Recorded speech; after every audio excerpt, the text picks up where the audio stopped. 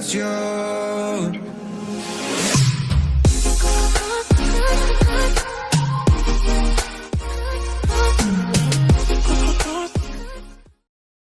Assalamualaikum warahmatullahi wabarakatuh. Halo guys, apa kabar? Seperti cuplikan video saya di awal, jadi tujuan dalam pembuatan video saya kali ini adalah untuk mengerjakan tugas mata kuliah saya di mata kuliah perkembangan profesi bimbingan dan konseling.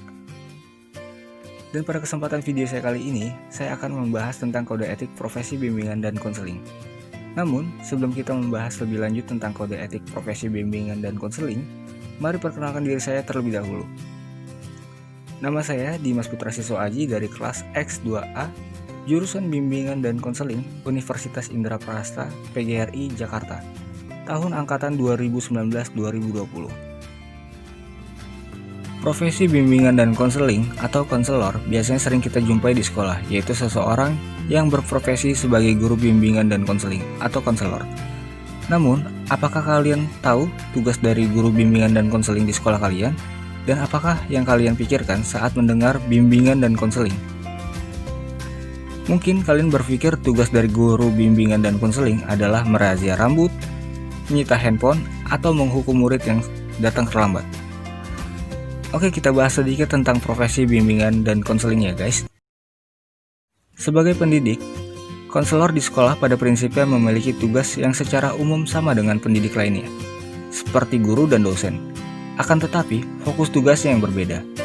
Menurut Peraturan Menteri Pendidikan Nasional Nomor 27 Tahun 2008, konteks tugas konselor berada dalam kawasan pelayanan yang bertujuan mengembangkan potensi dan memandirikan konseli dalam pengambilan keputusan dan pilihan untuk mewujudkan kehidupan yang produktif, sejahtera, dan peduli kemaslahatan umum. Pelayanan yang dimaksud adalah pelayanan bimbingan dan konseling.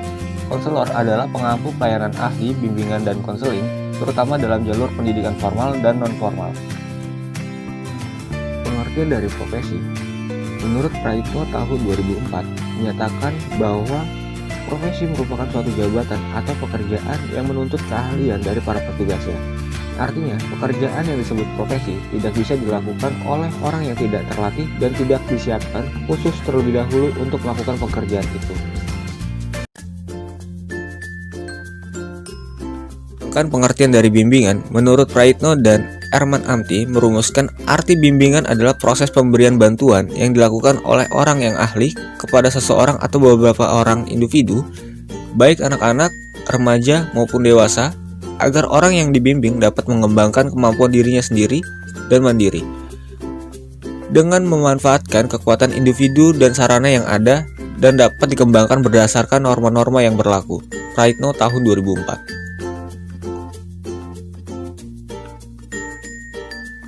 Sedangkan pengertian dari konseling sendiri, Tolbert dalam Praitno dan Amti tahun 2004 halaman 101. Konseling adalah hubungan pribadi yang dilakukan secara tatap muka antara dua orang dalam mana konselor melalui hubungan itu dengan kemampuan-kemampuan khusus yang dimilikinya.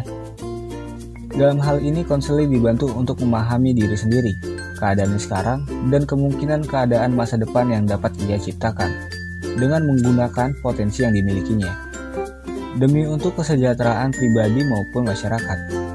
Lebih lanjut, konseli dapat belajar bagaimana memecahkan masalah-masalah dan menemukan kebutuhan-kebutuhan yang akan datang. Maka dapat kita rumuskan tentang pengertian dari profesi bimbingan dan konseling, yaitu serangkaian kegiatan berupa bantuan yang dilakukan oleh seorang ahli pada konseli dengan cara tatap muka, baik secara individu atau beberapa orang dengan memberikan pengetahuan tambahan untuk mengatasi permasalahan yang dialami oleh konseli dengan cara terus-menerus dan sistematis. Profesi bimbingan dan konseling sendiri masuk di Indonesia sekitar awal tahun 1960-an. Kegiatannya pun baru dilaksanakan di sekolah menengah saja. Pada umumnya, setiap profesi memiliki organisasi, kode etik, sertifikasi bagi anggotanya, serta memiliki lisensi untuk bidang profesi tertentu. Begitu juga dengan profesi konselor atau guru bimbingan konseling.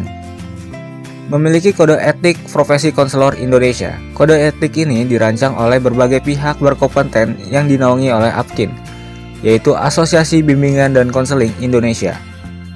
APKIN adalah suatu organisasi profesi yang beranggotakan guru bimbingan dan konseling atau konselor dengan kualifikasi pendidikan akademik Strata 1, S1 dari program studi bimbingan dan konseling, dan program pendidikan konselor atau PPK.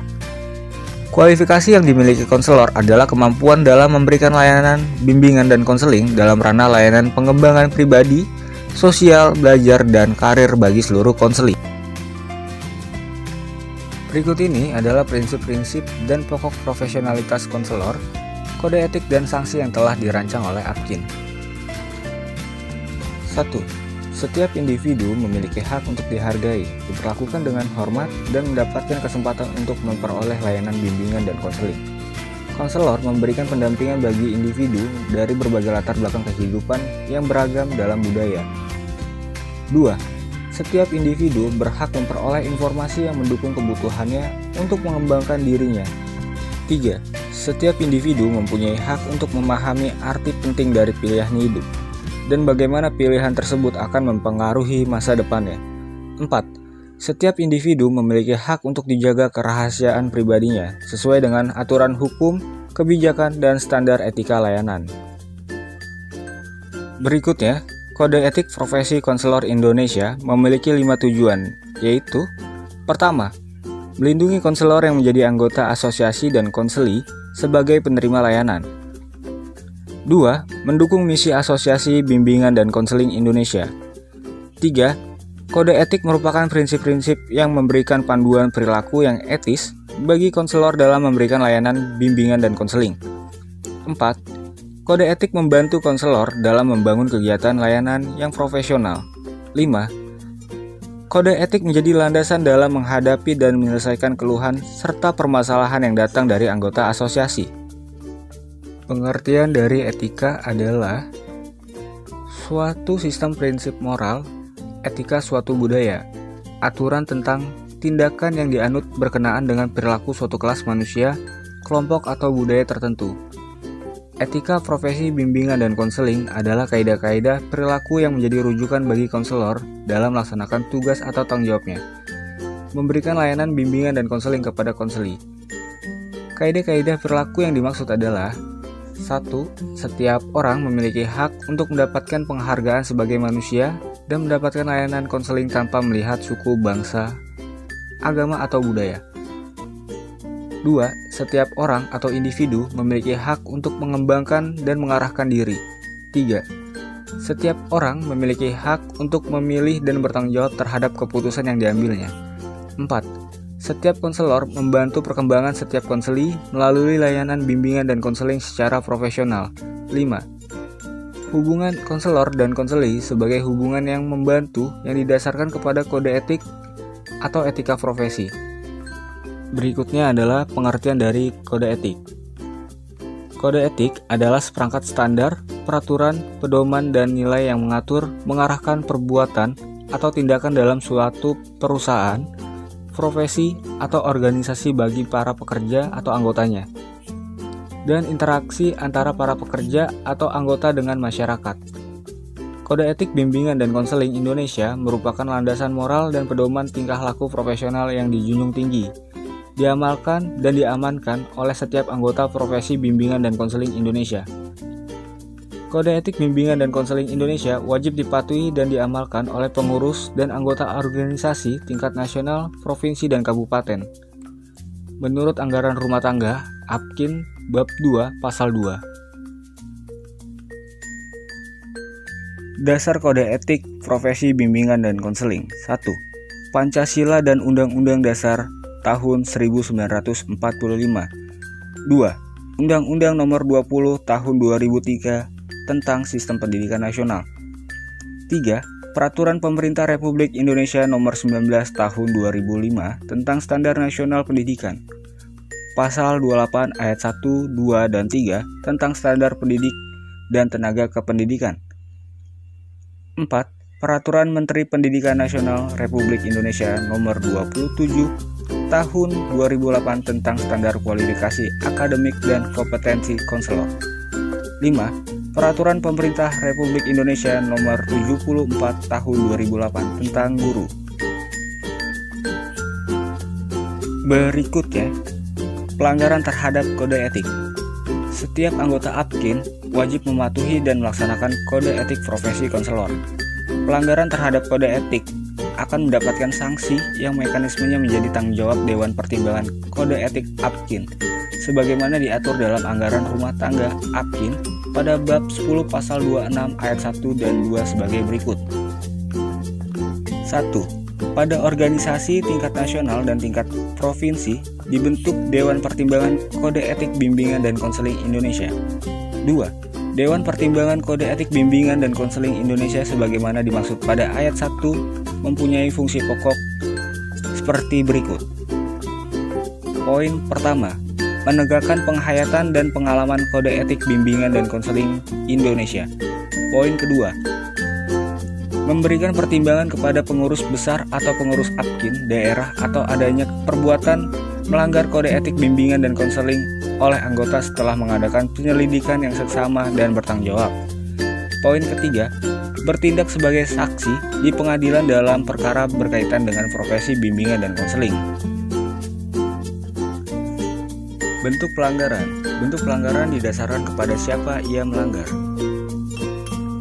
1. Kepada konseling. Poin pertama, menyebarkan atau membuka rahasia konseli kepada orang lain. Poin kedua, melakukan perbuatan asusila terhadap konseli. Poin ketiga, melakukan kekerasan baik fisik ataupun psikis terhadap konseli. Poin keempat, kesalahan dalam melakukan praktik profesional. 2.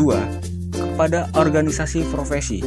Poin pertama, tidak mengikuti kebijakan dan aturan yang telah ditetapkan oleh organisasi profesi.